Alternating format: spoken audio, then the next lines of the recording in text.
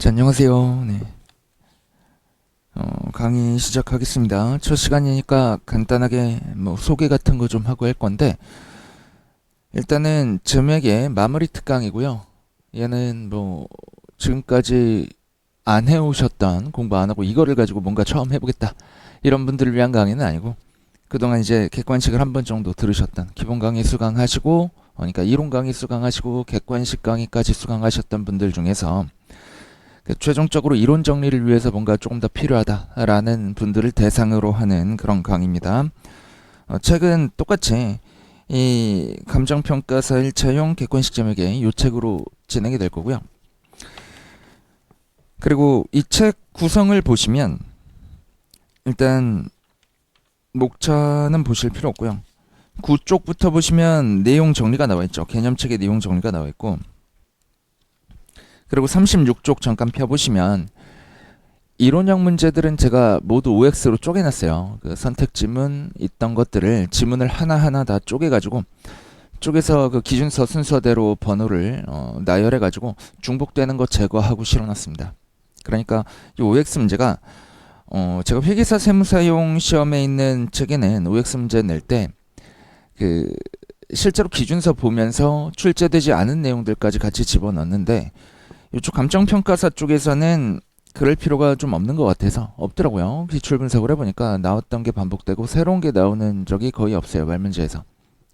그래서 기존에 기출되었던 지문들만 쪼개서 넣어놨고, 그리고 뒤쪽에 개념체계 쪽에도 이제 계산형 문제가 조금은 있는데 거의 없으니까 거기 보지 마시고 몇 쪽 가시냐면 53쪽 가보세요. 53쪽 가보시면 계산형 문제들 실려있죠. 그래서 구성이 이렇게 됩니다. 이론편이 있고요. 이론 설명 요약해 놓은 데가 있고, OX 문제가 있고, 그 다음에 계산형 문제가 있어요. 그래서 계산형 문제 거의 안 풀 거고요. OX 문제도 안 풀 거고 내용 정리만 해드릴 거예요. 근데 OX 문제는 꼭 한번 풀어보세요. 여러분 그 감정평가사 시험에서, 그리고 관세사 시험에서 수험 준비하시는 분들이 대부분 이제 1차 목적으로 그 회계가 그렇게 중요하지 않으니까 이게 주요 과목이 아니잖아요. 그래서 투입을 많이 안 하시는 걸로 알고 있는데 거기에 목적 적합하게 만들었습니다, 책을. 여러분 100점 맞으려고 공부하시는 거 아니죠. 그래서 저도 100점에 대한 욕심을 버리고 한 커버리지 한 90%, 시험 출제 범위 한 90% 정도를 충족하게, 그 정도만 되면 이제 페이지를, 문제 수랑 페이지를 굉장히 줄여줄 수가 있거든요. 그래서 강사의 역할 중에 하나가 여러분들의 그 수험 범위를 줄여드리는 거잖아요. 그래서 수험 범위를 줄이려고 많이 노력했고, 제가 내용을 몰라가지고 이거를 줄인 게 아니에요. 제가 회계사 시험 쪽에서는 2차 GS에서 굉장히 시험 어렵게 내고 심도 있게 내고 이런 쪽으로 좀 유명한 강사인데, 근데 감정평가사 시험, 관세사 시험 요쪽은 이게 기존의 기출들을 분석해보니까 그렇게 할 필요가 없었단 말이죠. 2차에 있는 과목도 아니고 1차에만 있는 과목이고, 그리고 여러분이 100점을 맞으려고 공부하는 것도 아니고, 심지어 이제 꽈락률이 높은데, 그 꽈락률이 높다는 얘기를 제가 들었는데 그 이유가 뭔지 이제 분석을 해보고 학원 관계자들한테도 얘기를 들어보니까 투입을 많이 안 한다고 그러시더라고요. 그래서 투입을 많이 안 하는 분들을 대상으로 너무 많은 것들을 강의해버리면 내용이 너무 많아지면 밑빠진 독에 물 붓기예요. 그래서 제가 어느 정도 축약해드렸으니까 요 책만 보셔도 OX랑 계산형 문제 다 보시면 최소한 재무회계에서 90%에서 95% 정도는 맞출 수 있을 거예요. 운이 좋으면 어떤 해에는 100% 다 이 안에서 나올 것이고, 그렇지 않다면 한두 문제 정도 제외하고는 이 문제집에서 다 걸릴 겁니다. 제가 그렇게 범위를 줄이기 위해서 노력을 많이 했고, 그리고 다시 한번 말씀드리지만 이 마무리 특강은 아무것도 베이스가 없는 분들을 대상으로 하는 강의는 아니에요. 그래서 어느 정도 기본 강의는 최소한 한번 듣고 오셨어야 된다, 이런 말을 좀 드리고, 그리고 다른 책을 보시는 분들도 계산 문제는 이미 익숙한 풀이 방법이 있다면 그 책 보셔도 되는데, 이론형 문제는, 그러니까 말 문제는 여기 있는 OX 문제 보시면 좋아요. 가급적이면 요거를 이용해서 공부를 해주시면 공부량을 줄이면서, 그러면서 시험에도 목적 적합하고 점수 상승에 굉장히 유효할 겁니다. 일단 9쪽 가시죠. 챕터 1 보시면 개념책에 나와요. 자, 근데 이 개념체계에서 가장 중요한 게 뭐냐면 첫 번째 문장이죠. 개념체계는 회계 기준이 아니다. 얘예요. 얘. 개념체계는 회계 기준이 아니고 개념체계는 뭐냐면 우리 책을 보시면 앞에 머리말 있죠. 기준서가 굉장히 여러 개가 있는데 그 기준서 전체를 통틀어서 KIFRS로 하는 건데 그 기준서 전체의 머리말에 해당하는 거예요. 그래서 뭐 개념체계에는 기준서 번호도 부여되어 있지 않고요. 그리고 여러분 문제에서 이제 책을 보신다라고 할 때 머리말에 있는 내용과 뒤에 문제에 있는 내용이 서로 상충된다라고 하면 뭐가 우선 적용되는 거예요? 문제가 우선 적용되는 거지. 그렇기 때문에 개념책의 어떠한 내용도 회계 기준이나 회계 기준의 요구사항에 우선하지 않습니다. 기준서가 우선 적용되는 것이고 개념책에는 회계 기준이 아니다. 이런 거 좀 알고 가시고요. 2번도 보세요. 일반 목적 재무보고의 목적을 달성하기 위해서 회계기준위원회는 개념체계의 관점에서 벗어난 요구사항을 정하는 경우가 있을 수 있다. 그럴 수 있겠지. 만약 회계기준위원회가 그런 사항을 정한다면 해당 기준서의 결론 도출 근거, 기준서가 문단들이 본문이 있고 그리고 사례 문단이 있고 뒤쪽에 결론 도출 근거가 있거든요. 결론 도출 근거는 뭐 회계 처리 규정 같은 게 아니라 왜 이런 결과가 나오게 되는지 그 근거, 말 그대로 그 근거를 나열해 놓은 그런 문단인데 거기에다가 그런 일탈에 대해서 설명할 것이다. 이런 말을 하고 있습니다. 3번 가보세요. 개념체계는 회계기준위원회가 관련 업무를 통해 축적한 경험을 토대로 수시로 개정될 수 있다. 그렇죠. 문과적인 거는 뭐 법률이나 기준서나 이런 거 수시로 개정될 수 있죠. 개념체계는 기준서가 아니라고 할지라도 수시로 개정이 될 수가 있어요. 근데 파란색 글씨들 보시면 돼요. 밑줄 가급적 안 치겠습니다. 개념체계가 개정되었다고 해서 자동으로 회계기준이 개정되는 건 아니에요. 또 어느 하나의 회계기준이 개정됐다고 해서 예를 들어 재고자산 회계기준이 개정됐다고 해서 유형자산 회계기준이 개정되는 것도 아닙니다. 각각 별도로 개정 절차를 밟아야 됩니다. 회계기준을 개정하기로 결정한 경우 회계기준위원회는 정규 절차에 따라서 의제 프로젝트를 추가하고 해당 회계기준에 대한 개정안을 개발할 것이다. 뭐 좋은 말 나와 있죠. 그래서 요 로마자 1번에서는 개념체계는 회계기준이 아니고 개념체계와 기준서가 상충할 때는 기준서가 우선 적용된다. 이거랑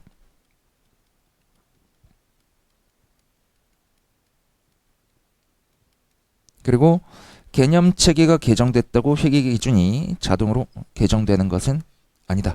요거 정도 알고 가시면 되겠습니다. 그래도 밑줄을 좀 칠까요? 자, 로마자 2번 가시죠. 일반 목적 재무보고의 목적 나오죠. 제가 앞에다가 칠판에 필기를 좀 할 건데 필기 하실 필요 없어요. 그냥 가볍게 보시면 됩니다. 기업이 있죠. 기업 외부에 경영자가 있지. 얘를 뭐라고요? 내부 정보 이용자라고 하지. 그리고 외부에 주주와 채권자가 있어요.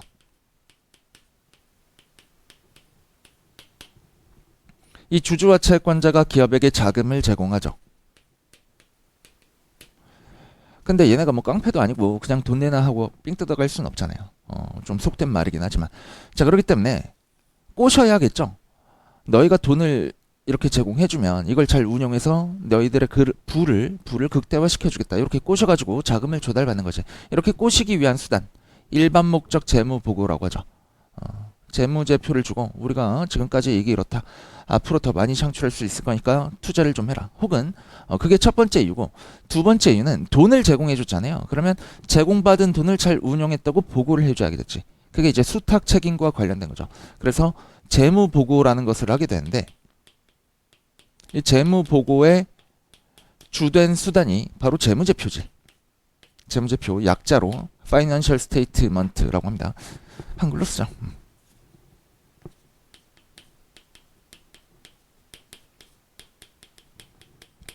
자, 근데 기초적인 얘기를 좀 하자면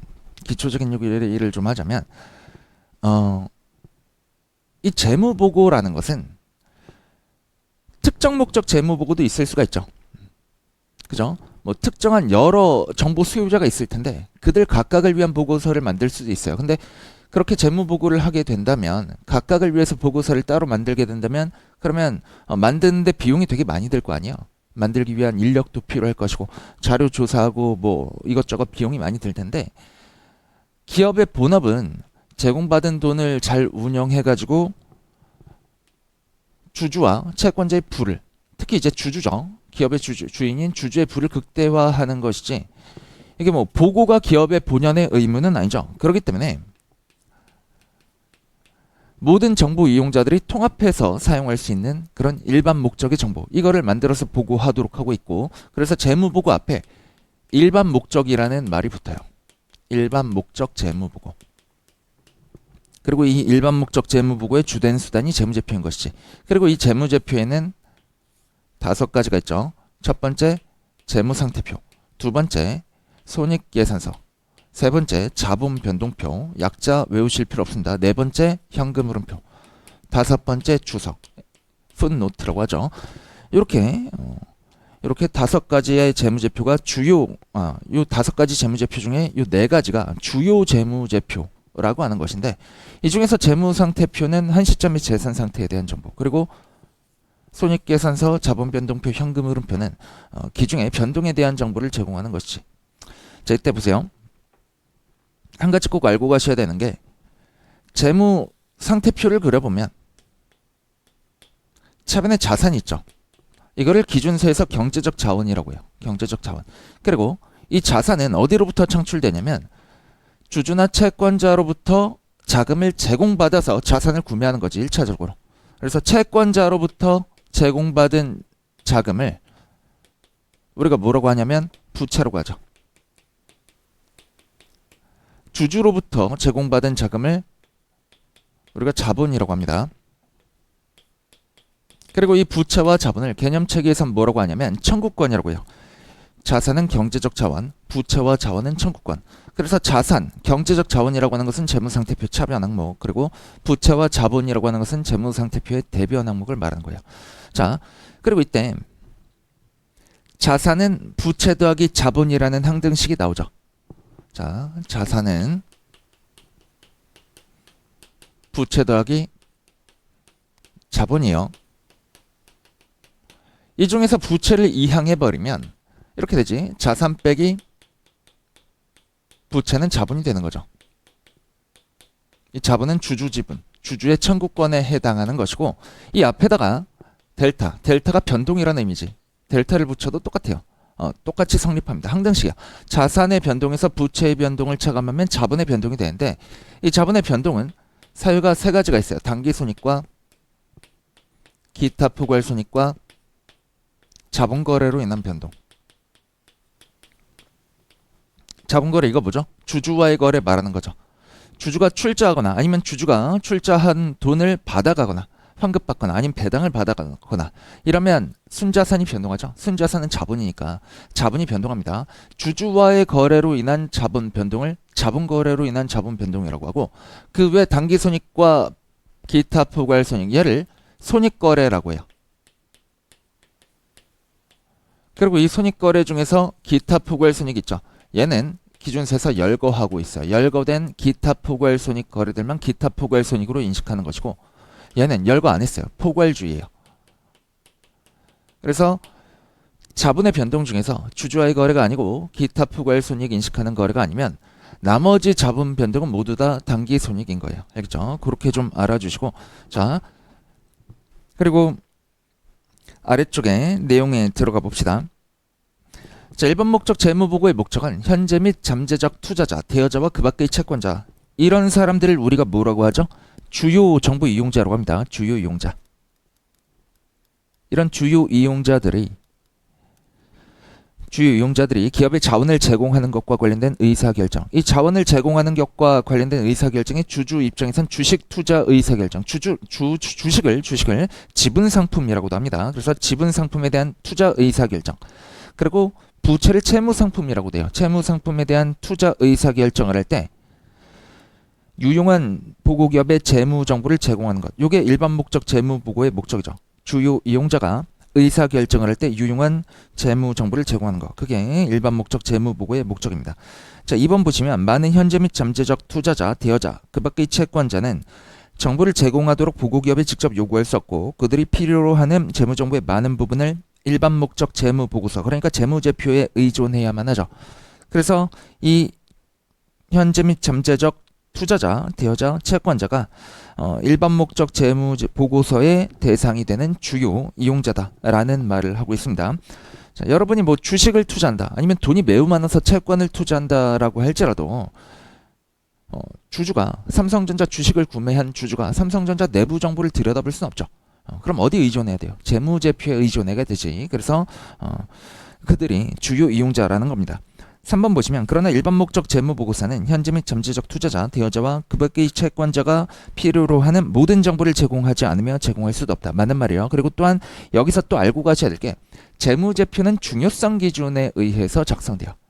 중요성 기준에 의해 작성되기 때문에 중요하지 않은 정보는 뭐 기준서에서 꼭 공시해라, 표시해라 이렇게 요구하고 있더라도 그런 정보는 빼도 되는 거예요. 예를 들어서 삼성전자 입장에서 사무실에서 사용하던 뭐 이런 계산기가 있다고 합시다. 4만 원 정도 하거든요. 이 계산기 잃어버렸어요. 손실이지. 그런 거 보고해야 되나? 안 해도 된다라는 거예요. 왜냐면 삼성전자 발행 주식수가 얼마나 많아요. 그 많은 주식수로 4만 원의 손실을 나눠보면 한 주당 귀속되는 손익은 뭐 1원 정도도 안 될 거기 때문에 정부 이용자인 주주와 채권자가 그런데 관심이 없을 거라는 거죠. 그런 거는 중요하지 않은 정보라서 제공하지 않아도 된다. 자, 뒷문장 보세요. 예를 들어 그 이용자들은 예를 들어 일반 경제적 상황 및 기대, 정치 사건과 풍토, 그리고 산업 및 기업 전망과 같은 다른 원천의 세입상 관련 정보를 고려할 필요가 있다. 이런 말이 나오는데 이게 뭐냐면 자, 일반 목적 재무 보고서는 주로 일반 목적 재무 보고는 주로 재무제표를 이용해서 이루어진다고 했죠. 근데 이 재무제표에 기록되는 정보는 기본적으로 과거 정보예요. 과거 정보. 왜냐면 X1년도 재무제표를 만들기 위해서는 X1년 12월 31일까지 모든 거래가 반영돼야 되기 때문에 만들어지는 시점이 X2년 초예요. 최초로 만들기 위한 작업을 시작할 수 있는 시점이 X2년 초야. 그렇기 때문에 재무제표는 태생적으로 과거 정보인데 이 과거 정보를 가지고 과거 정보이기 때문에 주요 이용자에게 유용하지 않은 정보다라고 하면 걔는 말이 안 되는 거죠.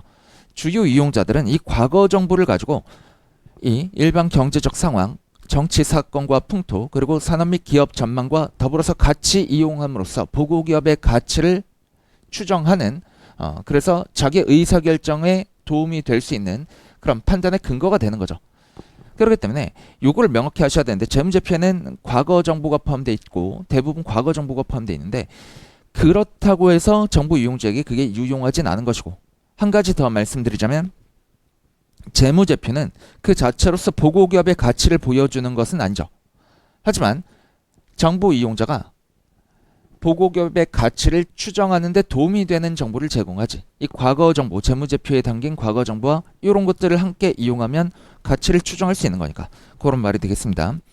그래서 4번에 그런 말이 나오죠. 일반 목적 재무보고서는 보고기업의 가치를 보여주기 위해 고안된 것이 아니다. 그러나 그것은 현재 및 잠재적 투자자, 대여자와 그 밖의 채권자, 주요 이용자죠. 주요 이용자들이 보고기업의 가치를 추정하는 데 도움이 되는 정보를 제공한다. 그런 말을 하고 있고요. 5번 가보시면 각 주요 이용자의 정보 수요 및 요건은 다르고 상충되기도 한다. 뭐 수요자별로 정보 수요는 서로 다르겠지. 회계기준위원회는 회계 기준을 제정할 때 최대 다수의 주요 이용자 수요를 충족하는 정보를 제공하기 위해 노력할 것이다. 그러나 중요한 말이 나와요. 공통된 정보 수요에 초점을 맞춘다고 해서 보고기업으로 하여금 주요 이용자의 특정 일부 집단에게 가장 유용한 추가 정보를 포함하지 못하게 하는 것은 아니다. 맞는 말이에요. 일단 기준서에서 요구하고 있는 것은 최소의 사항들이야. 최소한의 사항들. 걔는 반드시 표시 또는 공시해 줘야 되는 거야. 표시라고 하면 주요 재무제표에 표시하는 거, 공시라고 하면 주석에다가 공시하는 거를 말하는데 자, 기준서에서 요구하고 있는 것은 반드시 표시 또는 공시를 해줘야 돼. 근데 거기에 더해서 추가적인 정보를 제공하는 것을 막지는 않습니다. 맞는 말이죠.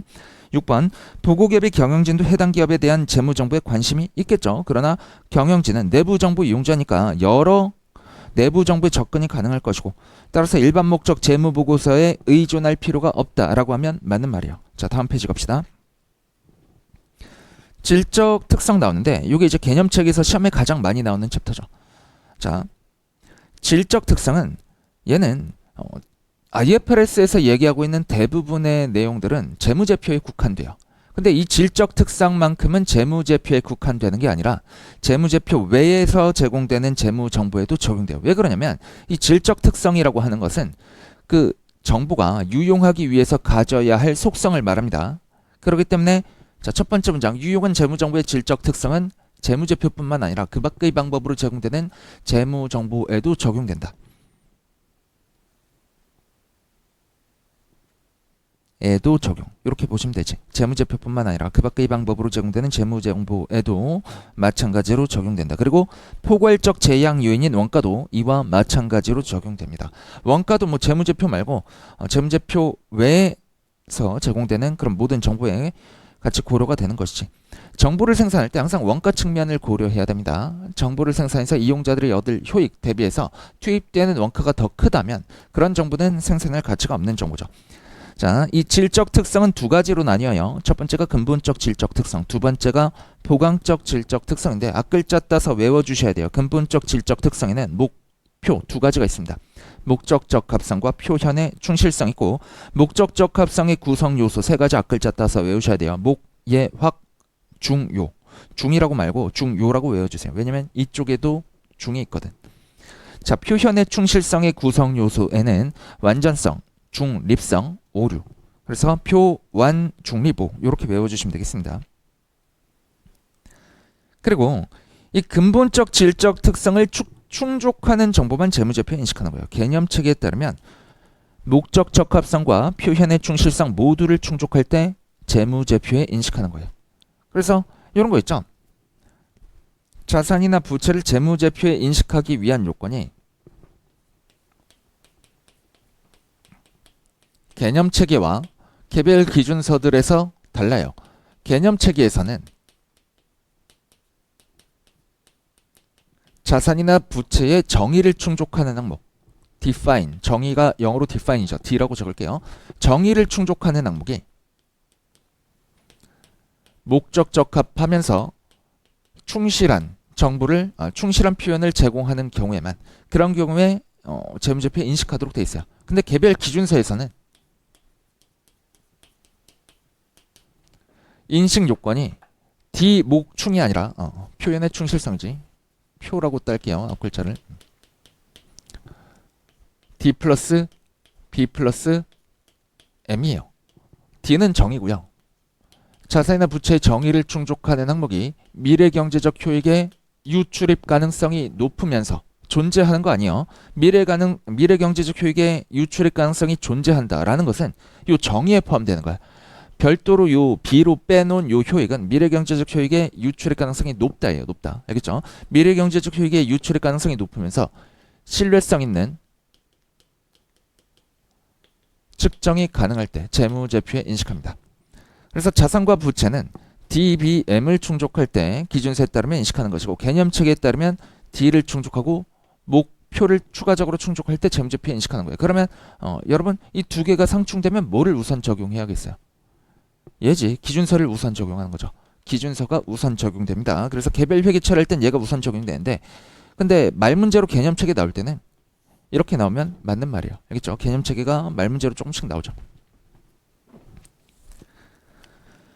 자, 그래서 목적적 합성에는 예, 확, 중요, 표현의 충실성에는 완, 중립, 오 이렇게 세 가지씩 구성 요소가 있다라는 거를 알아두시고 그 다음에 이제 보강적 질적 특성 갈 건데 얘도 앞글자 따주세요. 비, 검, 적, 리.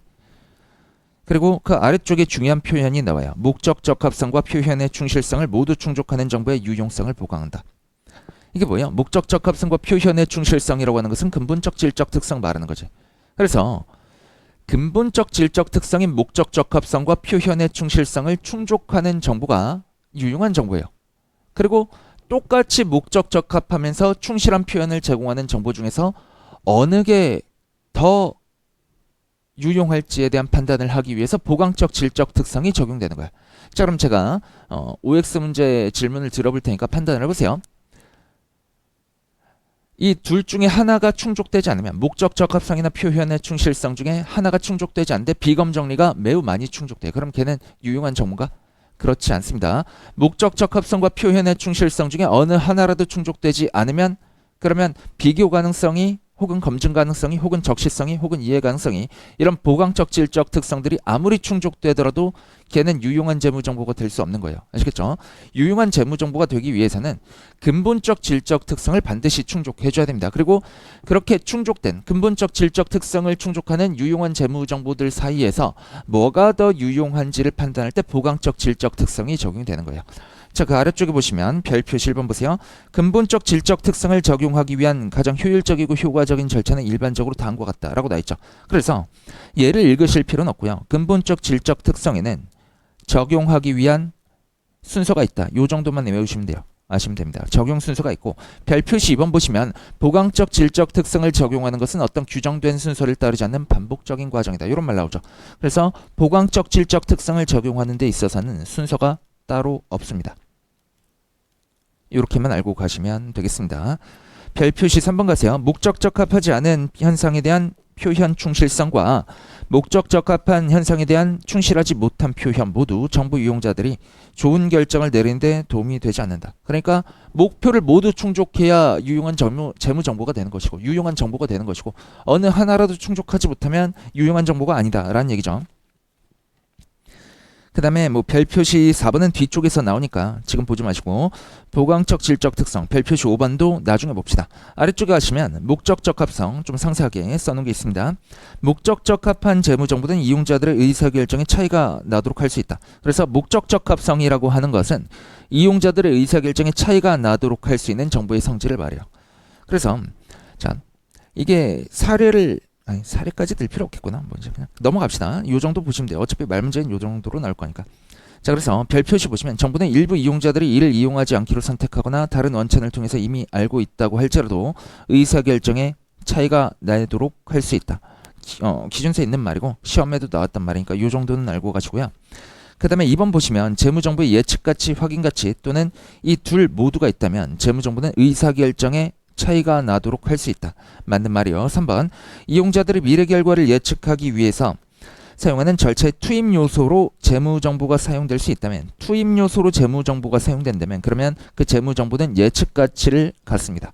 그리고 재무 정보가 예측 가치를 갖기 위해서 그 자체가 예측치 또는 예상치일 필요는 없어요. 알겠죠? 아래쪽에 별표시 1번 예측 가치를 갖는 재무 정보는 이용자들 자신이 예측하는 데 사용되는 것이지 그 자체가 예측치일 필요는 없고 이용자들이 예측하는데 투입 요소로서만 사용된다. 그럴 수만 있다. 투입 요소로 사용될 수만 있다라고 하면 그 자체로서도 이제 그것만으로도 예측 가치를 갖는 거예요. 자, 4번 재무 정보가 과거 평가에 대한 피드백을 제공한다면 확인 가치를 갖는다. 피드백 가치, 확인 가치 같은 말이죠. 그래서 X1년도에 X2년도 수익이 이 정도 될 것이다 추정을 했는데 그게 X2년도에 가서 실제 수익 발생했을 때 과거 예측과 비교하게 되면 그게 확인 가치지. 그래서 이렇게 피드백을 얻게 되면 확인 가치를 갖게 되는 것이고 5번 보세요. 예측 가치와 확인 가치는 상호 연관되어 있습니다. 그래서 예측 가치를 갖는 정보는 확인 가치도 갖는 경우가 많아요. 6번 정보를 누락하거나 잘못 기재해서 불분명하게 해서 이를 기초로 내리는 주요 이용자들의 의사결정에 영향을 줄 것으로 합리적으로 예상한다면 그 정보는 중요한 것이다 라고 되어 있습니다. 이게 중요성에 대한 관점인데 제가 아까 재무제표는 중요성 관점에서 작성이 된다라고 했었죠. 그러면서 이 4만원의 계산기, 삼성전자 입장에서 사무실에서 쓰던 4만원의 계산기가 없어지거나 소실되거나 했을 때 그게 이용자 입장에서 중요한 정보가 아니라고 했지. 왜 그래요? 이런 정보를 알려주던 안 알려주던 삼성전자 주식에 대한 투자 의사결정 혹은 삼성전자에 대한 채권 투자 의사결정 이런 데 영향을 미치지 않을 것이란 말이죠. 그런 게 중요성의 개념이에요. 즉 중요성은 개별 기업 재무보고서 관점에서 해당 정보와 관련된 항목의 성격이나 규모, 성격이라고 하면 질적, 규모라고 하면 양적 중요성을 말하는 것이 또는 이 둘 다의 근거에서 해당 기업의 특유한 측면의 목적 적합성을 의미합니다. 제가 밑줄 안 치는 것도 보셔야 됩니다. 요약집에 이론편 요약해 놓은 데는 다 중요한 말들만 들어가 있기 때문에 다 보셔야 돼요.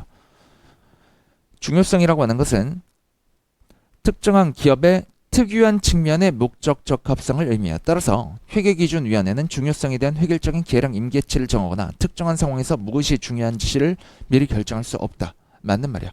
왜 그러냐면 이제 봐요. 삼성전자 입장에서 이 4만원짜리 계산기 없어지는 거 중요한 정보 아니죠.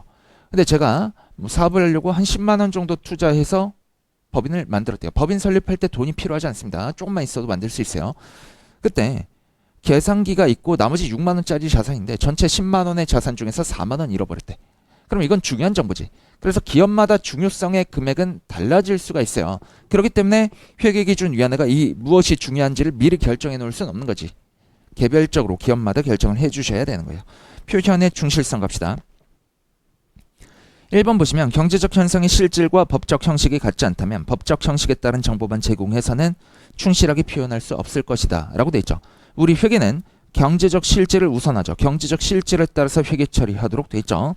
2번 완벽한 표현 충실성을 위해서는 서술에 3가지 특성이 있어야 되는데 이게 표현의 충실성의 구성 요소죠. 완, 중, 오가 완중립 오가 충족이 돼야 충실한 표현이 되는 거지. 물론 완벽은 이루기 매우 어렵죠. 회계기준위원회의 목적은 가능한 한 이런 특성을 극대화하는 것이다. 이런 말이 나옵니다. 자, 3번 완전한 서술은 필요한 기술과 설명을 포함해서 이용자가 서술되는 현상을 이해하는 데 필요한 모든 정보를 포함하는 것이다. 이런 말 나와있는데 위에랑 비교해서 둘 다 맞는 말이에요. 완벽은 이루기 매우 어렵다. 맞는 말이고 완전한 서술은 모든 정보를 포함하는 것이다. 맞는 말이에요. 얘만 유일하게 필요한 모든 정보를 포함해야 된다라는 말을 하고 있습니다. 얘도 파란색인데 이게 안 나와있네. 4번 보세요. 4번 중립적 서술은 재무정보의 선택이나 표시에 편의가 없는 것을 말하지. 편의가 없는 거. 편의라고 하는 것은 어느 한쪽을 특정하게 두둔하는 것을 말하지. 그러나 중립적 정보는 중요한 말이에요. 중립적 정보는 목적이 없거나 행동에 영향력이 없는 정보를 의미하지 않습니다. 오히려 목적 적합한 재무정보는 정의상 이용자들의 의사결정에 차이가 나도록 할 수 있는 정보예요. 이런 거 시험에 나올 수 있는 문장이에요. 전부 다 나올 수 있는데 특히 중요한 것들만 밑줄 쳐드리겠습니다. 5번 중립성은 신중을 기함으로써 뒷받침된다. 신중성은 불확실한 상황에서 판단할 때 주의를 기울이는 것이다. 신중을 기하는 것은 자산과 수익이 과대평가되지 않고 부채나 수익이 과소평가되지 않는 것을 의미한다. 마찬가지로 신중을 기한다는 것은 자산이나 수익의 과소평가나 부채나 비용의 과대평가를 허용하지 않는다.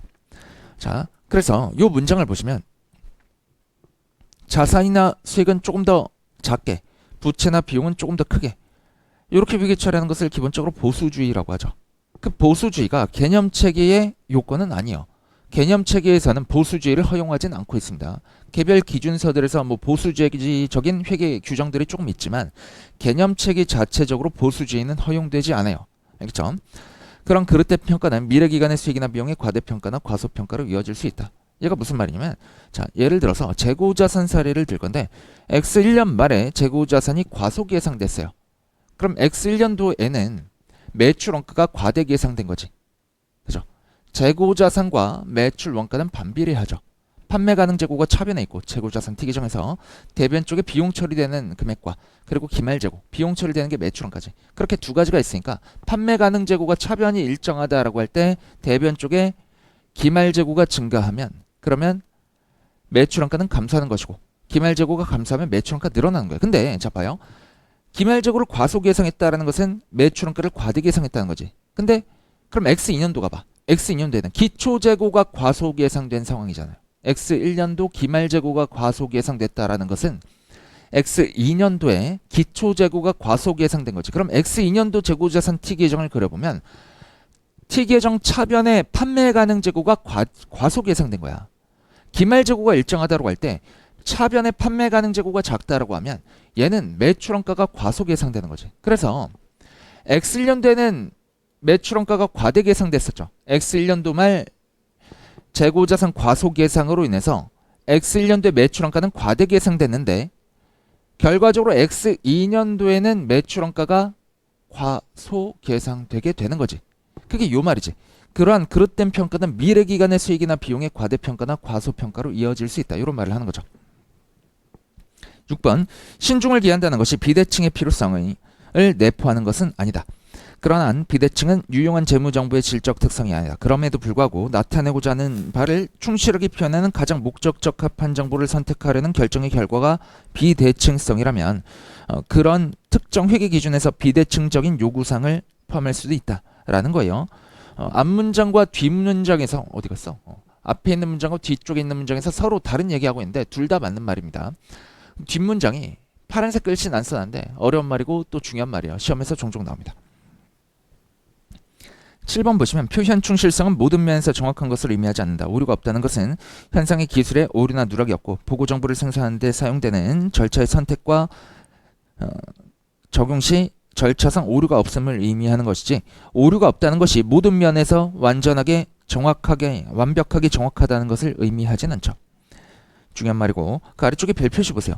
예를 들어 관측 가능하지 않은 가격이나 가치의 추정치는 정확한지 또는 부정확한지 결정할 수 없다. 그러나 추정치로서 금액을 명확하고 정확하게 기술하고 추정 절차의 성격과 한계를 설명하며 그 추정치를 도출하기 위한 적절한 절차를 선택하고 적용한 데 오류가 없다면 그 추정치의 표현은 충실하다고 할 수 있다. 이런 말이 나오죠. 재무제표 작성하는데 회계 추정치가 상당히 많이 개입돼요. 대표적인 게 뭐 감가상각비 같은 거 혹은 공정가치 같은 거, 이런 것들이지. 자, 감가상각비 예를 가지고 설명을 드리자면 감가상각의 3대 구성 요소가 뭐죠? 감가상각의 3요소, 감가상각 대상금액하고 내용연수하고 그리고 감가상각 방법이죠. 감가상각 대상금액은 취득 원가 빼기 잔존가치지. 이때 취득 원가는 역사적 원가예요. 그치? 잔존가치는 얘는 미래 추정이야. 미래에 자산이 내용연수 종료 시점에 도달했다는 가정에 그 자산의 처분에서 유입될 순현금은 거래원가 차감한 금액, 이게 잔존가치인데, 자, 이 잔존가치 미래 추정치죠. 그리고 감가상각 방법은 자산을 소비하는 형태에 대한 추정이지. 감가상각 내용연수는 자산이 소비될 것으로 예상하는 기간에 대한 회계적인 추정이야. 이런 회계적인 추정이 재무제표 작성하는 데 전반적으로 다 들어가기 때문에 회계 추정치의 사용은 재무제표 작성에 있어서 필수적인 과정이에요. 이런 필수적인 회계 추정치를 사용해서 재무제표를 작성하는데, 그렇다라고 해서 재무제표가 부정확하고 뭐 안 좋은 것이냐, 그렇다는 것은 아니라는 거예요. 추정치가 명확하고 정확하게 기술되고 설명되는 한 정보의 유용성을 저해하지 않는다. 이런 명확하고 정확하게 기술되고 설명되는 이런 정보는 주석에서 공시되지.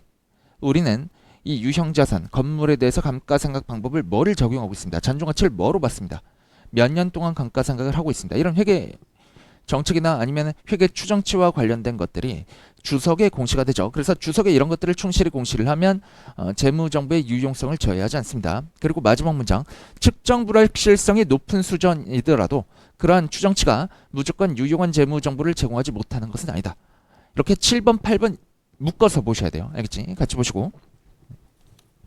9번, 경제적 현상에 대한 유용한 정보를 제공한다는 재무보고의 목적을 달성하기 위해서 근본적 질적 특성 간의 절충이 필요할 수 있다. 이게 이제 헷갈릴 수 있는데, 제가 무슨 말을 썼냐면, 유용한 재무정보가 되기 위해서는, 재무정보가 유용하기 위해서는 목적적 합성과 표현의 충실성 두 가지를 다 충족해야 된다고 했죠. 둘 다 충족해야 된다는 것도 맞는 말이고, 목적적 합성과 표현의 충실성 간의 절충이 필요할 수 있다라는 것도 역시 맞는 말이에요. 이거 나오면 맞는 말인 거 캐치하셔야 됩니다. 아래쪽에 별 표시 보세요. 예를 들어 잠시만요. 예를 들어 어떠한 현상에 대한 가장 목적 적합한 정보가 매우 불확실한 추정치일 수 있다. 어떤 경우에는 추정치 산출에 포함된 측정 불확실성의 수준이 너무 높아서, 여기 밑줄을 좀 칩시다. 측정 불확실성의 수준이 너무 높아서 그 추정치가 현상을 충분히 충실하게 표현할 수 있는지 의심스러울 수 있다. 그런 경우에는 추정치에 대한 기술과 추정치에 영향을 미치는 불확실성에 대한 설명이 부연된다면 매우 불확실한 추정치도 가장 유용한 정보가 될 수 있다. 맞는 말이에요. 이렇게 나오면. 그리고 뒤쪽에 또 다른 말을 하고 있는데, 얘도 시험에 나올 수 있습니다. 그러나 그러한 정보가 현상을 충분히 충실하게 표현할 수 없는 경우에 가장 유용한 정보는 다소 목적 적합성이 떨어지지만 측정 불확실성이 더 낮은 다른 유형의 추정치일 수 있다라는 거예요.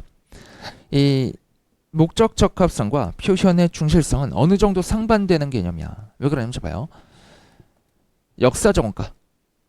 얘는 목적 적합성보다 표현의 충실성에 더 초점을 맞춘 정보죠. 더 신뢰성 있고 더 표현에 충실한 정보지. 반면에 더 목적 적합한 정보는 역사적 원가가 아니라 똑같은 유형 자산이라고 할지라도 역사적 원가보다는 공정가치에 대한 정보가 더 목적 적합하겠지. 그래서 공정가치에 대한 정보는 보다 목적 적합하지만 표현의 충실성은 조금 떨어지는 정보. 반면에 역사적 원가는 표현의 충실성은 조금 죄송해요. 다시 말할게. 공정가치는 보다 목적 적합하지만 표현의 충실성이 조금 떨어지는 정보. 아까 했던 말. 그리고 역사적 원가는 목적 적합성은 조금 떨어지지만 보다 표현에 충실한 그런 정보가 되겠지. 그래서 두 가지는 약간 상반되는 그런 관점이 조금 있는 것인데, 그런 정보가 현상을 충분히 충실하게 표현할 수 없는 경우에 가장 유용한 정보는 다소 목적 적합성이 떨어지지만 측정 불확실성이 더 낮은 다른 유형의 추정치일 수 있다. 이거를 그 유형자산 원가 모형과 재평가 모형 사이에서 적용을 해볼 수가 있어요. 기본적으로 목적 적합한 정보라는 것은 공정가치에 대한 정보지. 그래서 가능하다면 매 연말에 재평가를 해주는 게 좋죠. 그게 감평사 공부하시는 분들에게도 좋은 거지. 감정평가를 많이 하게 되는 거니까. 그죠? 그게 정보 이용자 입장에서도 더 목적 적합한 정보인데, 근데 이게 이 토지나 건물의 가치 변동이 매우 극심한 지역이래. 매우 극심하대요. 매우 극심해서 그게 충분히 충실하게 표현할 수 없는 경우래. 그러면 원가에 대한 정보가 더 좋은 정보가 될 수가 있는 거지. 더 유용한 정보가 될 수도 있죠. 이렇게 비교해서 사례를 들어서 생각해 주시면 되겠습니다. 다소 목적 적합성이 떨어지지만 측정 불확실성이 더 낮은 다른 유형의 추정치일 수 있다. 그게 더 유용한 정보일 수 있다라는 얘기요. 그 다음에 일부 제한된 상황에서는 유용한 정보를 제공하는 추정치가 없을 수도 있는데, 그런 제한된 상황에서 추정에 의존하지 않는 정보를 제공해야 할 수 있다. 그렇기 때문에 이제 공정가치 평가가 불가능할 때는 원가 모형 적용하는 거지. 다음 페이지 갑시다. 비교 가능성. 자, 비교하려면 최소한 두 가지 항목이 필요합니다. 비교 가능성은 하나의 항목과 관련된 게 아니에요. 2번 보시면 일관성은 비교 가능성과 관련되어 있지만 동일하지 않습니다. 시험에 자주 나오는 문구고, 그리고 일관성은 한 보고기업 내에서 기간 간 또는 같은 기간 동안의 기업 간 동일한 항목에 대해서 동일한 방법을 적용하는 것을 말하고, 이렇게 일관되게 회계 처리를 해주게 되면 비교 가능성이 올라가죠. 그래서 비교 가능성은 목표이고 일관성은 수단이에요. 일관성은 그 목표를 달성하는 데 도움을 주게 되는 겁니다. 3번 비교 가능성은 통일성이 아니에요. 정보가 비교 가능하기 위해서는 비슷한 것은 비슷하게, 다른 것은 다르게 보여야 합니다.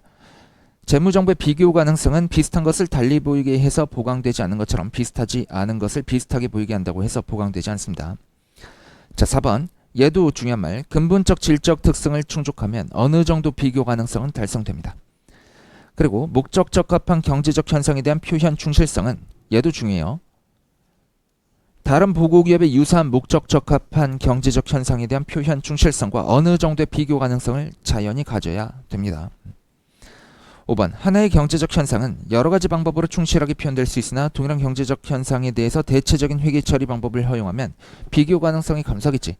똑같은 지역에 위치한 토지에 대해서 어떤 기업은 원가 모형, 어떤 기업은 재평가 모형 적용하고 있다라고 하면 기업 간 비교 가능성은 조금 떨어지겠죠. 그런 얘기하고 있는 겁니다. 대체적인 회계 처리 방법을 허용하면 비교 가능성이 감소하죠. 4번 검증 가능성 갑시다.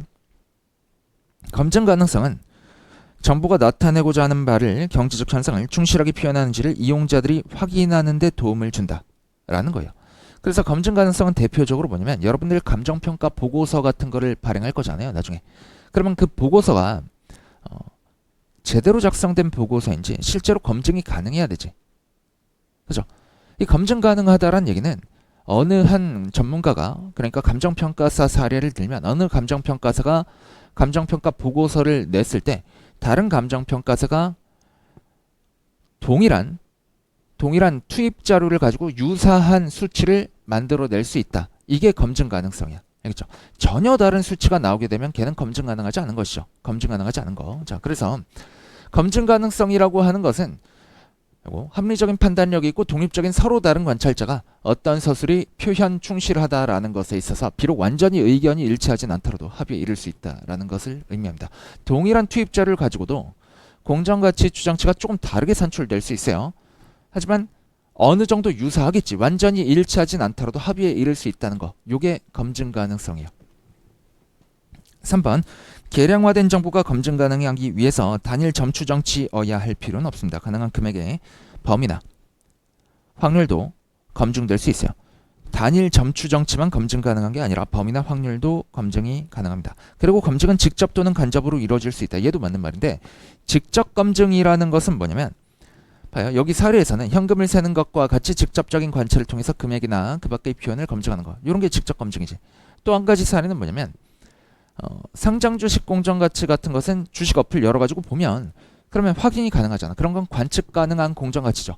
이런 거는 직접 검증하는 거야. 재무제표에 주식을 공정가치로 계상했을 때 상장 주식이라면 직접 검증이 가능한 거지. 반면에 비상장 주식이라면 비상장 주식 공정가치는 여러분 뭐 토지, 건물 감정 평가할 때처럼 미래 현금 흐름을 현재 가치로 할인하는 그런 방식으로 간접적으로 추정해 줍니다. 그런 경우에 비상장 주식의 공정가치와 같은 경우에 있어서는 직접 검증은 불가능하겠지. 관측이 불가능하잖아요. 그런 경우에는 모형이나 공식 또는 그 밖의 기법의 투입 요소를 확인하고 같은 방법을 사용해서 결과를 재계산하는 것과 같은 방법으로 간접 검증이 가능하겠죠. 이런 게 간접 검증이란 얘기요. 직접 검증과 간접 검증이 모두 있고 검증은 직접 또는 간접으로 이루어질 수가 있습니다. 5번 어느 미래기간 전까지 어떤 설명과 미래전망 재무정보를 검증하는 것이 전혀 가능하지 않을 수 있다. 맞죠? 그래서 뭐 내년의 수익이 얼마일 것으로 예상한다 라고 하면 걔는 내년이 돼봐야 아는 거지. 검증이 그 전엔 불가능한 거지. 자, 적시성 갑시다. 적시성은 의사결정에 영향을 미칠 수 있도록 의사결정자가 정보를 제때 이용하게 하는 거. 요게 적시성이에요. 그래서 조금 큰 기업들은 매 연도 말에 재무제표를 발행하는 게 아니라 분기나 반기마다 재무제표 발행하거든요. 그러면 분반기 재무제표가 적시성이 조금 더 높죠. 반면에 표현 충실성은 뭐가 더 높아요? 그거는 연도별 재무제표가 조금 더 높겠지. 연도 단위의 재무제표를 만들 때 조금 더 신뢰성 있게 더 많은 노력을 투입해서 만들 거니까. 2번 일반적으로 정보는 오래될수록 유용성이 낮아집니다. 맞는 말이에요. 그러나 일부 정보는 부고기간 말 후에도 오랫동안 적시성이 있을 수가 있어요. 예를 들어서 뭐 기업가치 평가할 때 과거 영업이익을 기반으로 평가를 하거든요. 기본적으로 과거 영업이익을 기반으로 거기서 영업현금 흐름을 추정하고 그 영업현금 흐름에다가 추정을 도입해가지고 미래의 이 영업현금 흐름이 어떻게 성장할 것인지를 추정해요. 그리고 미래 영업현금 흐름들을 현재 가치로 땡겨가지고 기업 가치를 추정하는 거지. 그러기 위한 투입 자료로서 과거의 오래된 자료, 과거 5개년, 10개년치 영업이익이 중요하잖아요. 그렇기 때문에 일부 정보는 보고기간 말 후에도 오랫동안 적시성이 있을 수 있다라는 거예요. 그 다음 문장 설명드린 거지. 자, 이해 가능성 봅시다. 정보를 간결하고 명확하게 분류하고 특징 지으며 표시하는 것은 정보를 이해 가능하게 하죠. 이게 별다른 얘기가 아니야. 건물은 건물끼리, 토지는 토지끼리 재무제표에 따로 묶어서 계정 과목별로 표시해주면 그러면 정보가 더 이해 가능하겠지. 일목요연하게. 2번 보시면 일부 현상은 본질적으로 복잡해서 이해하기 쉽지 않죠. 그러나 그 현상에 대한 정보를 재무보고서에서 제외하면 재무보고서의 정보를 더 이해하기 쉽게 할 수 있다라고 할지라도 그 보고서는 불완전해서 잠재적으로 오도할 수 있겠지. 맞는 말이고요. 3번 보시면 재무보고서는 사업활동과 경제활동에 대한 합리적인 지식이 있고 부지런히 정보를 검토하고 분석하는 이용자들을 위해서 작성돼요. 합리적인 지식이 있고 부지런한 정보 이용자를 위해서 작성됩니다. 그래서 저희 애가 지금 27개월 정도 됐거든요. 27개월짜리 이해시키기 위해서 재무제표가 작성되는 게 아니다 라는 얘기요. 그리고 마지막 말도 맞는 말. 박식하고 부지런한 이용자도 복잡한 경제적 현상에 대한 정보를 이해하기 위해서 자문가의 도움을 받는 것이 필요할 수 있겠죠. 맞는 말입니다. 측정 기준 갑시다. 재무제표에 사용되는 측정 기준에는 크게 역사적 원가와 현행 가치가 있어요. 이렇게 두 가지가 있는데 개념책에서 기술하고 있는 바는 이 두 가지가 있는데 이 현행 가치는 세 가지로 또 나뉩니다. 공정가치, 사용가치와 이행가치, 현행원가 이렇게 나뉘어요. 이 측정 기준하고 자본 유지 개념이 개념책 쪽에서 유일하게 계산 문제로 나올 수 있는 건데 어렵지 않습니다. 보고 가세요. 자, 이때 역사적 원가라고 하는 것은 알죠? 뭔지 알죠? 근데 자산과 부채 측면을 구분하셔야 돼요. 유형자산 취득할 때 역사적 원가는 유형자산 취득 원가 어떻게 돼요? 자산 취득 원가에 필수적으로 부수되는 거래 원가 가산한 금액이지. 그래서 자산의 취득 원가에는 거래 원가가 포함돼. 왜냐면 자산은 취득하기 위해서 현금을 지출하는 것인데 거기에 거래 원가가 추가적으로 지출되기 때문에 자산의 취득 원가는 거래 원가만큼 더 지출된 것으로 보는 거예요. 근데 반면에 부채나 자본 같은 거는 자본도 마찬가지야. 부채나 자본 같은 거는 발행을 하면 자금이 유입되는 거죠. 자본 조달을 위한 것이지. 이 자금 조달을 위해서 부채나 자본을 발행했는데 자금 조달할 때 거래 원가가 발생했다면 그만큼 덜 조달된 거잖아요. 그래서 부채의 역사적 원가에서는 거래 원가를 차감해요. 자, 그래서 사례 들어드리면 사채 발행 시 거래 원가는 사채 발행가액에서 차감하죠. 회계 처리 직접 설명드린 겁니다. 그리고 자본에서도 마찬가지예요. 주식 발행 시 거래 원가는 주발주에서 차감하지. 그죠? 그래서 자산 측면에선 거래 원가 포함, 부채와 자본 측면에서 역사적 원가는 거래 원가를 차감한 금액이요. 그리고 그 다음에 이제 현행 원가 볼 건데, 현행 원가라고 하는 것은 역사적 원가와 시점만 다른 거예요. 그래서 측정일 현재라는 표현이 들어가요. 측정일 현재. 측정일 현재 동일한 자산이나 부채를 취득하기 위한 원가로서 시점 말고 나머지는 똑같으니까 자산에는 거래원가 포함해야 되겠고 부채는 거래원가 제거해야겠죠. 제외해야겠지. 그래서 거래원가 포함, 거래원가 제외 이렇게 되는 겁니다. 거래원가 포함, 거래원가 차감 이렇게 되는 거예요.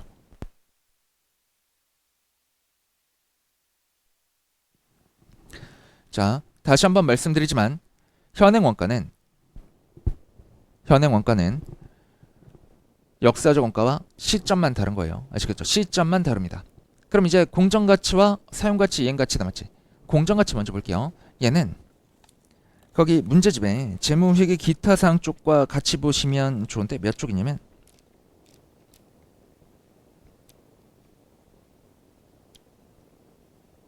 391쪽이요. 391쪽 가보시면 로마자 7번에 공정가치 측정 있죠. 거기 공정가치 정의 나오지. 공정가치라는 것은 왜 양쪽의 공정가치에 대한 내용이 나와 있냐면 개념체계 말고 공정가치 측정이라는 별도 기준서가 따로 있어요. 그래서 그쪽 기준서에서 얘기하고 있는 공정가치라는 건 뭐냐면 측정일 현재의 시장 상황에서 거기 주된 또는 가장 유리한 밑줄 치세요. 주된 또는 가장 유리한 시장 거기까지 밑줄. 주된 또는 가장 유리한 시장에서 정상거래에서 자산을 매도할 때 받거나 부채를 이전할 때 지급하게 될 가격 그리고 유출 가격이라고 밑줄 치세요. 유출 가격.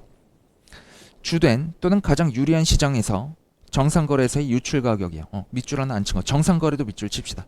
주된 또는 가장 유리한 시장, 정상거래, 유출 가격 그렇게 세 가지 밑줄 쳐놓으시고 공정가치의 핵심 키워드는 이 세 가지예요. 앞으로 돌아오셔가지고 여기서 공정가치 보세요. 이건 개념책이라서 주된 또는 가장 유리한 시장이란 개념이 좀 빠져있는데 측정일에 시장 참여자 사이의 정상거래에서 자산을 매도할 때 받거나 부채를 이전할 때 지급하게 될 가격 얘가 유출가치죠. 이게 공정가치야. 한마디로 말하면 특수관계가 없는 사람들 간의 정상거래 가격 정상거래에서 자산을 매도하거나 부채를 이전할 때 지급하게 될 가격 말하는 거예요. 자산부채 제거 가격이에요. 제거 가격. 그렇기 때문에 얘는 유출가치라고 하는 거예요. 반면에 역사적 원가와 현행 원가는 얘는 유익가치였죠. 그래서 이 둘은 유익가치, 공정가치와 사용가치, 이행가치 얘네 둘은 유출가치예요. 자, 사용가치와 이행가치 봅시다. 사용가치 어디서 왔었어요? 유형자산 쪽에서 나왔죠. 회수 가능액은 순공정가치와 사용가치 중에 큰 금액이었지. 그 중에 사용가치라는 건 뭐냐면 자산의 사용과 궁극적인 처분으로 얻을 것으로 기대하는 현금 흐름 또는 그 밖의 경제적 효익의 현재가치예요. 이 사용가치와 이행가치에는 현재가치 개념이 들어갑니다. 왜 그러냐면 사용가치라고 하는 것은 유형자산 측면에서 생각을 해보면 그 자산을 이용해서 유형자산을 이용해서 원재료 투입해가지고 제품을 만들겠지. 그 제품이 팔려나가서 현금을 창출하겠지. 그러면 유형자산을 사용해가지고 창출할 수 있는 미래 현금 흐름의 현재가치 그게 사용가치인 거예요. 자산을 이용해서 이 유형자산을 이용해서 얼마만큼의 현금 흐름을 창출할 수 있냐 그게 사용가치야. 이행가치는 부채 측면의 사용가치고 똑같습니다. 부채를 가지고 있다면 이자나 아니면은 뭐 원금 같은 거 지급해야 되잖아요. 그래서 부채를 이행할 때 이전해야 되는 현금이나 그 밖의 경제적 자원의 현재가치인데 이 정의를 한번 읽어보시되 이행가치는 사용가치와 개념이 똑같다. 그래서 부채 측면의 사용가치다. 이렇게 생각을 해주시면 되겠어요. 이때 사용가치와 이행가치와 관련해서 조금 어려운 개념을 설명을 드릴 건데 별표시 3번 보세요. 얘는 유출가치고 미래 현금 흐름의 현재가치지. 그렇기 때문에 아래 별표시 3번 보시면 사용가치와 이행가치에는 자산을 취득하거나 부채를 인수할 때 발생하는 거래원가는 포함되지 않아요. 얘는 과거에 발생한 거래원가니까 과거 현금 흐름이지. 미래 현금 흐름의 현재가치니까 사용가치와 이행가치는 미래 현금 흐름의 현재가치니까 과거에 발생했던 거래원가 포함하지 않습니다. 반면에 미래의 자산을 판매할 때 혹은 부채를 이전할 때 이때 거래 원가는 포함해요. 밑줄 치겠습니다. 자산을 궁극적으로 처분하거나 부채를 이행할 때 발생할 것으로 기대되는 거래 원가의 현재가치는 포함돼. 사용가치와 이행가치에는 과거의 거래 원가는 포함되지 않는데 미래의 거래 원가는 포함되는 거예요. 그리고 한 가지 더.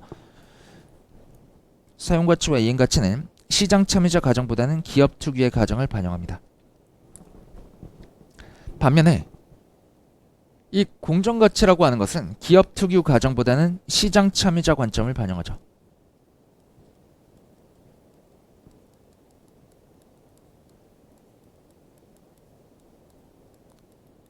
왜냐면 공정가치는 뭐냐면 시장에서 주된 또는 가장 유리한 시장에서 자산을 팔 때 가격이요. 매도할 때 가격. 그럼 접근 가능한 시장이 동일하고 주된 시장이 동일하다라고 하면 시장이 동일하다라고 하면 공정가치는 서로 다른 기업 간에 동일하게 도출이 되겠죠. 그지? 근데 사용가치와 이행가치는 사용가치 측면에서 생각을 해보시면 똑같은 유형자산 기계장치를 보유하고 있어요. 근데 A 회사는 업력이 굉장히 오래됐대. 판로도 잘 구축돼 있고 그래서 유형자산을 이용하는데 이용해가지고 제품을 만들었을 때 좀 더 비싸게 팔 수도 있고 그리고 유형자산을 사용하는 데 있어서 노하우도 많이 쌓여가지고 공손 같은 게 많이 감모, 공손 이런 게 많이 발생하지 않대. 그러면 이 경우에 사용가치는 높겠지. 근데 B 회사는 사업을 시작한 지 얼마 안 됐어요. 경험이 없어. 그래서 사용하면서 공손, 감모 이런 것도 많이 발생하고 판로도 구축이 잘 안 돼 있어가지고 만들어진 제품을 조금 싼 가격에 팔 수밖에 없어. 그럼 사용가치는 더 낮겠죠. 그래서 이 사용가치와 이행가치라고 하는 것은 기업 특유 관점을 반영하는 거예요. 알겠죠? 아래쪽에 별표시 1번과 2번도 봅시다. 공정가치는 자산이나 부채를 발생시킨 거래나 그 밖의 사건의 가격으로부터 부분적으로라도 도출되지 않기 때문에 자산을 취득할 때 발생한 거래 원가로 인해서 증가하지 않으며 부채를 발생시거나 인수할 때 발생한 거래 원가로 인해서 감소하지 않는다. 또한 공정가치는 자산의 궁극적인 처분이나 부채 이전 또는 결제에서 발생할 거래 원가를 반영하지 않는다라고 되어 있어요. 공정가치는 거래 원가를 반영하지 않습니다. 기본적으로 그래요. 왜냐면 거래 원가를 반영한 공정가치를 순공정가치라고 해가지고 별도의 명칭으로 정의하고 있지. 공정가치는 거래 원가 반영하지 않는 거예요. 별표시 2번 보시면 동일한 자산이나 부채의 가격이 관측 가능하지 않을 경우에 관측 가능한 투입 변수의 사용을 최대화하고 관측 불가능한 투입 변수 사용을 최소화하는 다른 가치평가 기법을 사용해서 공정가치를 측정해야 돼. 그래야 신뢰성이 올라가겠죠. 기본적으로 관측 가능한 공정가치와 그리고 추정에 의한 공정가치가 있다면 관측 가능한 공정가치를 쓰는 거예요. 그게 신뢰성이 더 높지. 근데 관측 가능한 공정가치가 없다면 그러면 추정에 의한 공정가치를 쓸 수밖에 없지. 근데 추정에 의한 공정가치도 여러 개가 있을 수 있죠. 그 추정에 의한 공정가치 여러 개 중에서 관측 가능한 투입 변수는 뭐 대표적으로 이자율과 현금 흐름 같은 거 있지. 관측 가능한 투입 변수의 사용을 최대화하고 관측 불가능한 투입 변수의 사용을 최소화해야지만 그 추정치의 신뢰성이 올라가겠지. 그래서 신뢰성을 올리기 위해서 이렇게 해야 된다라는 말을 하고 있는 겁니다. 다음 페이지 가시죠.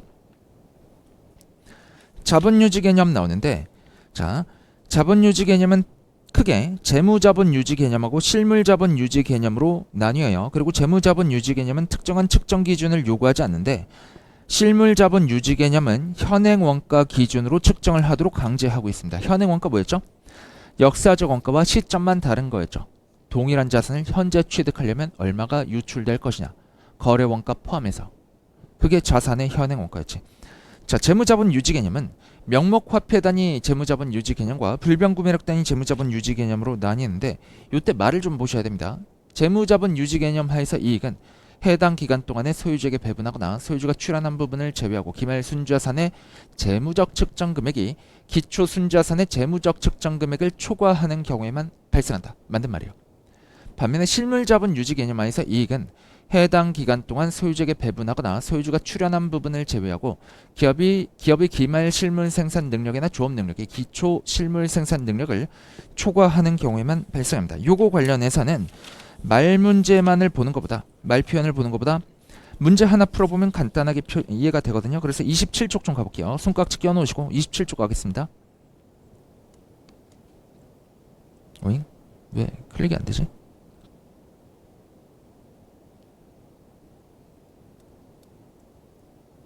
이상하네. 27쪽.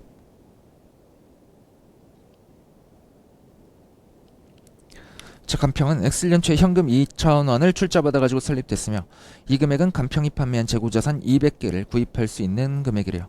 그러면 기초에 실물 생산 능력은 200개죠. 그지? 기초 실물 능력은 200개.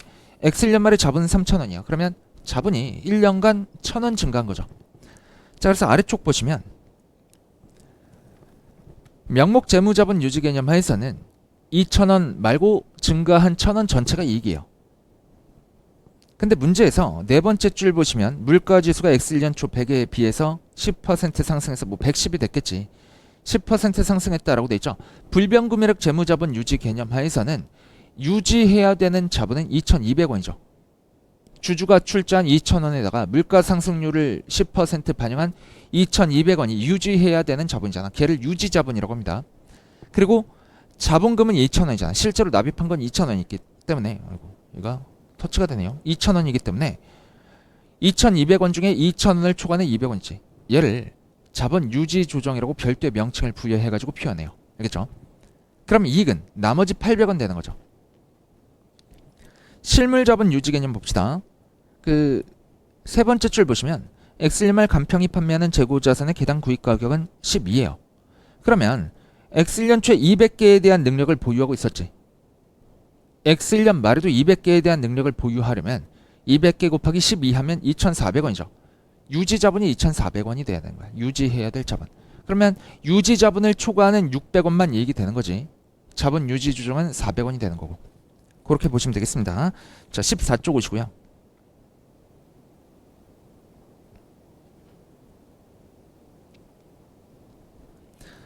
이 로마자 5번의 자본 유지 개념에서 별 표시 1번, 2번, 3번 보겠습니다. 방금 봤던 사례 손깍지 켜놓고 왔다 갔다 하면서 보시면 돼요. 별 표시 1번. 자본을 명목화폐 단위로 정의한 재무자본 유지 개념 하에서 이익은 해당 기간 중 명목화폐 자본의 증가액. 지금 1,000원이었죠. 문제 1번에서 1,000원을 의미하게 됩니다. 따라서 기간 중 보유한 자산 가격의 증가 부분 1,000원 전체는 개념적으로 이익에 속해요. 2번. 재무자본 유지 개념이 불변구매력 단위로 정의되면 이익은 해당 기간 중 투자된 구매력의 증가를 의미하게 돼요. 일반 물가 수준의 상승, 일반 물가 수준에 따른 가격 상승을 초과하는 자산 가격의 증가 부분만이 이때는 이익이 됩니다. 그래서 문제 돌아보시면 1번 27쪽 1번 문제에서 불변구매력 재무자본 유지 개념 하에서 유지해야 될 자본은 인플레이션 반영한 2,200원이었고 이익은 800원이었죠. 그 이외의 자산 가격 증가 부분은 자본 유지 조정이었던 거지. 그래서 2,200원을 초과하는 800원만 이익이고 그 이외의 자산 가격 증가 부분 그게 뭐예요? 200원 말하는 거지. 200원은 자본 유지 조정이다 라는 얘기를 하고 있는 겁니다. 별 표시 3번 보세요. 재무자본 유지 개념은 특정한 측정 기준의 적용을 요구하지 않지만 실물자본 유지 개념을 사용하기 위해서는 현행 원가 기준에 따라서 측정해야 된다. 기준서 원문상 문장이고 이거 시험에 자주 나오는 건데 위쪽에 이렇게 밑줄 쳤으니까 따로 밑줄 치지 않겠습니다. 자본을 실물 생산 능력으로 정의한 실물자본 유지 개념 하에서 이익은 해당 기간 중 실물 생산 능력의 증가를 의미해요. 기업의 자산과 부채에 영향을 미치는 모든 가격 변동은 해당 기업의 실물 생산 능력에 대한 측정치 변동으로 간주되어서 이익이 아니라 자본의 일부인 자본 유지 조정으로 처리가 됩니다. 그게 얼마였어요? 지금 문제 1번에서는 400원이었던 거지. 자, 다시 한번 봐요. 기업의 자산과 부채에 영향을 미치는 모든 가격 변동이라고 했죠. 여기서 이 모든 가격 변동. 지금 가격이 재고 자산 가치가 200원에서 200개에 대해서 얼마였죠? 원래 10원이었지. 자본이 2,000원이었고 1번 문제에서 자본이 2,000원 그리고 개수가 200개면 2,000원 나누기 200개 하면 그러면 하나당 구입 가격은 10원이었잖아요. 근데 이 하나당 구입 가격이 12원으로 증가한 거야. 현행 원가가 10원에서 12원으로 증가한 거죠. 이 자산가치 증가 부분 12 곱하기 200개 하면 2,400원 나오잖아요. 400개가 자산가치 증가 부분이지. 그 자산가치 증가 부분은 실물 생산 능력에 대한 측정치 변동으로 간주되어서 자본 유지 조정으로 400원이 그렇게 표시가 되는 거지. 27쪽이었어요. 그렇게 보시면 되고요.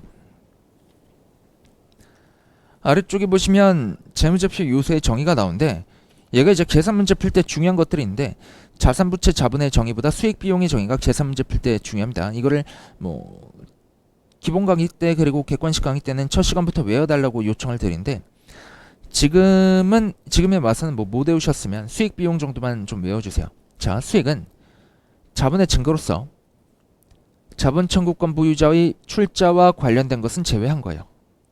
아까 제가 자본의 변동은 단기 손익과 기타 포괄 손익과 자본 거래로 인한 변동으로 구성된다라고 했죠. 화면 잠깐만 여기 비춰 주시겠어요? 요거잖아.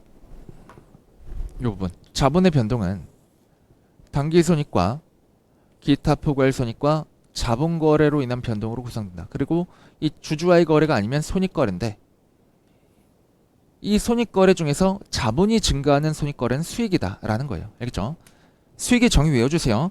자본의 증가로서 주주와의 거래가 아닌 거 이렇게 외우시면 돼요. 그게 수익이요. 비용은 자본의 감소로서 주주와의 거래가 아닌 거 그게 비용이겠지. 그렇게만 좀 외워주시면 되겠습니다. 자, 그렇게 보시면 개념책의 내용은 끝났고요. 쉬는 시간을 한 20분 정도 가질 건데 그동안에 여기 뒤쪽에 말문제 있죠?